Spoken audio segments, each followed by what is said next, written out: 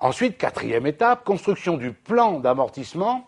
Et je dis dans notre exemple, l'IMO a été acheté en cours d'exercice et a une durée de vie de 8 ans. Donc, l'amortissement complet de cet IMO s'étalera, vous vous souvenez, ce qu'on a dit, sur 9 exercices. Le premier exercice, durée d'amortissement 132 jours. Du deuxième au huitième inclus, 2, 3, 4, 5, 6, 7, 8, 7 annuités complètes. Et le neuvième exercice, la durée d'amortissement, 228 jours. Est-ce que vous êtes d'accord? Regardez ce que ça donne dans le tableau. Ok, je vous ai dit, vous construisez d'abord le tableau à vide. Avec, vous mettez évidemment les intitulés des colonnes. Première colonne, vous mettez la date d'inventaire. Après la base de calcul, après le taux, après les annuités cumulées, après la valeur nette comptable. Est-ce qu'on est d'accord? Ça, c'est les intitulés des colonnes. Dans la première colonne, je vous ai dit, vous mettez la date d'inventaire et vous fermez votre tableau. C'est la première chose que vous faites. Comme ça, vous ne vous tromperez pas d'une année.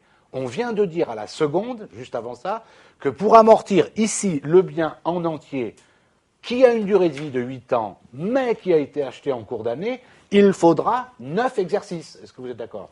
Donc, 31-12-2006, 1, 2, 3, 4, 5, 6, 7, 8, 9, et on trace un trait. On sait que le tableau est terminé. Est-ce que vous êtes d'accord? Vous comprenez ça? Ok.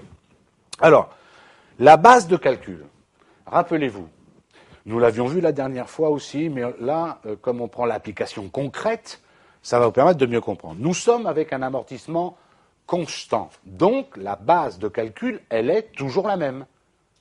D'accord? Vous vous souvenez? La base de calcul, c'est la valeur d'entrée du bien. La valeur d'entrée étant égale au prix d'achat, plus les frais hors taxes d'utilisation, voire plus la TVA, si jamais la TVA n'était pas déductible sur, etc., etc. Ça, vous remplissez la colonne en entier. Le taux, ça s'appelle un taux constant. 1 sur n, 1 sur 8. Donc vous êtes d'accord?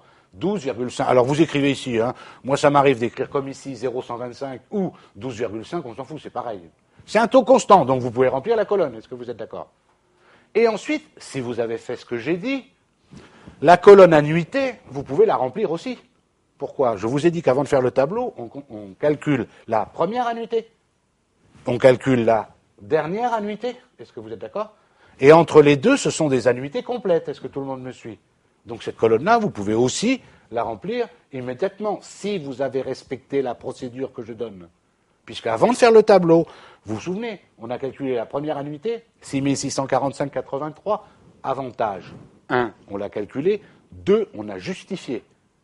On a calculé la dernière annuité, avantage, on l'a calculé, on l'a justifié. Est-ce que tout le monde me suit? D'accord? Et entre les deux, c'est forcément des annuités complètes. Rappelez-vous, annuité complète, c'est la valeur d'entrée multipliée par le taux, tout simplement.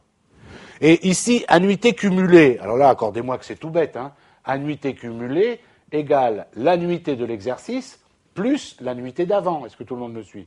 Sur la première ligne, ça veut dire au 31-12-2006, après l'inventaire, il n'y a eu qu'une annuité qui vient d'être faite. Donc annuité cumulée, ici, 6645,83.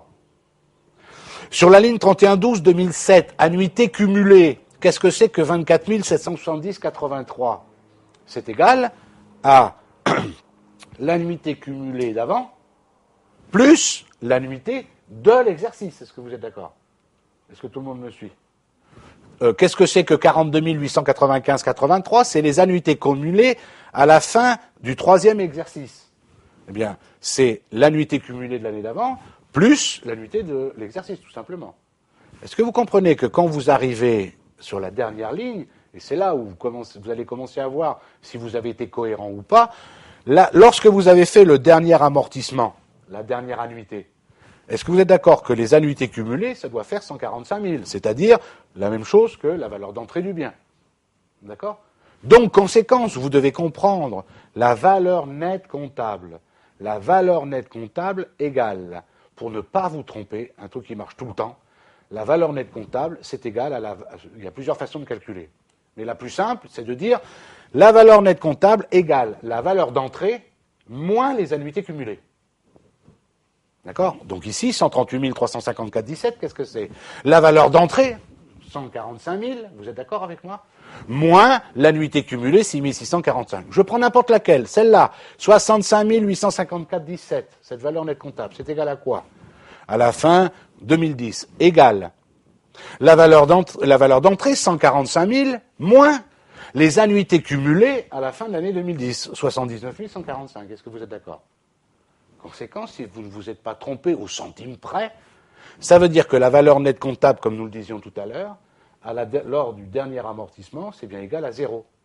La valeur d'entrée du bien, 145 000, moins les annuités cumulées, 145 000, ça fait bien 0.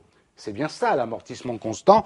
Il se déprécie d'une façon constante ou linéaire dans le temps, et à la fin de sa durée de vie, il a une valeur nette comptable qui est égale à 0 parce qu'il est totalement amorti. Est-ce qu'on est d'accord sur le principe? D'accord? Alors, qu'est-ce qui peut arriver dans le cadre d'un examen?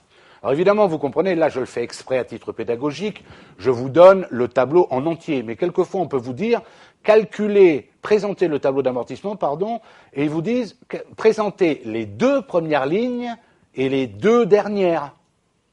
Est-ce que vous me suivez? Ils ne sont pas obligés, parce que si je vous donne exprès pour vous embêter un tableau d'amortissement d'un immeuble dont la durée de vie est de 50 ans, vous voyez ce que je veux dire? Je vous connais, même avec une machine, même à 12, il vous faut 24 heures pour faire 4 calculs, vous imaginez le temps que vous allez me passer. Or, quand on comprend comment ça marche avec l'amortissement constant, on peut, les 2 premières lignes, on les fait, vous êtes d'accord, exactement ligne par ligne, vous êtes d'accord? Et puis pour les 2 dernières, on sait que ça fait 0. Est-ce que vous comprenez ce que je veux dire?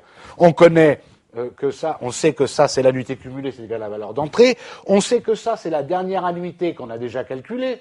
Si on connaît la dernière annuité, on connaît la valeur nette comptable de la fois d'avant. Vous voyez, on peut remonter en arrière et aller assez vite. Est-ce que vous êtes d'accord? Vous n'êtes pas obligé de faire le tableau d'amortissement en entier. Plus exactement, on n'est pas obligé de vous le demander. Attention, dans le monde réel, d'un point de vue fiscal, quand vous achetez une IMO, vous êtes obligé de fournir le tableau d'amortissement en entier de l'immobilisation. Mais dans le cas d'un examen, on n'est pas obligé de vous le demander. D'accord? Donc, on va prendre un exemple. Achat d'une IMO, 50 000 € hors taxe le 12 septembre 2006, durée de vie 4 ans. L'exercice commence le 1er mars de chaque année. Encore une fois, est-ce que vous êtes d'accord là? Tout de suite, instantanément, vous savez que le tableau va comporter 5 lignes. Est-ce que tout le monde le comprend? Durée de vie 4 ans. Il a été acheté en cours d'année. Donc pour l'amortir complètement, il va falloir 5 exercices. Est-ce que tout le monde me suit? D'accord? Très bien. L'exercice commence le 1er mars de chaque année. Regardez bien exactement une illustration concrète de ce que je disais tout à l'heure. Sur votre petit schéma, vous commencez par mettre la date d'achat de l'IMO, 12/09/2006. Ensuite, vous mettez la fin de l'exercice d'achat, c'est-à-dire la date de l'inventaire qui suit la date d'achat. On a dit que ici l'inventaire avait lieu alors j'ai mis le 28/02, vous mettez le 30/02 ou vous mettez le 1er mars, c'est pareil, hein, on est bien d'accord. Oui, mais attention, on l'a acheté le 12 septembre 2006, l'inventaire qui suit la date d'achat a lieu 28, 29, 30, d'accord? Mais attention, ce qui est important, c'est 2007. Parce que oui, je suis désolé de vous l'apprendre s'il en était besoin, entre le mois de septembre d'une année et le mois de février de l'autre année, on a changé d'année civile.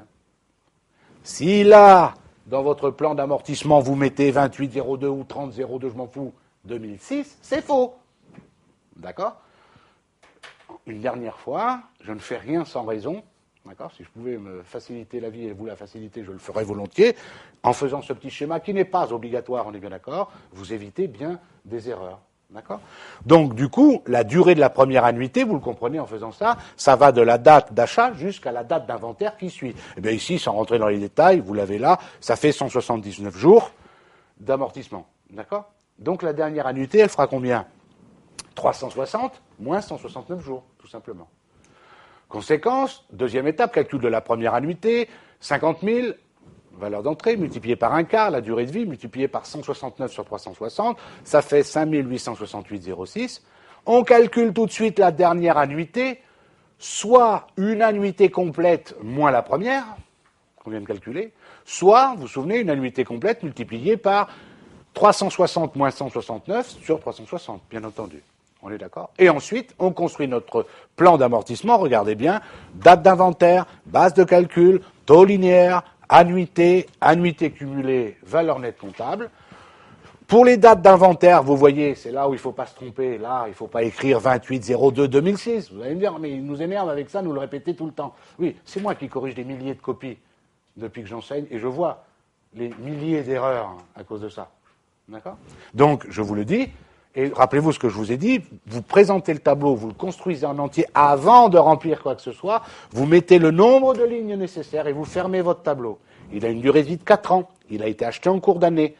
Si on fait le plan d'amortissement en entier, il faudra 5 annuités d'amortissement. 2007, 2008, 2009, 2010, 2011.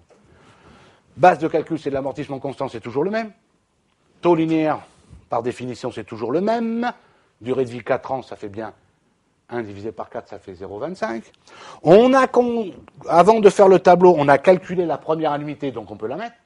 On a calculé la dernière annuité avant de faire le tableau, donc on peut l'inscrire. Et entre les deux, c'est forcément des annuités complètes. Les annuités complètes, c'est la base de calcul multipliée par le taux. Ensuite, mes annuités cumulées et la valeur nette comptable. Annuités cumulées, on vérifie que les annuités cumulées après avoir effectué le dernier amortissement, c'est bien égal à la valeur d'entrée.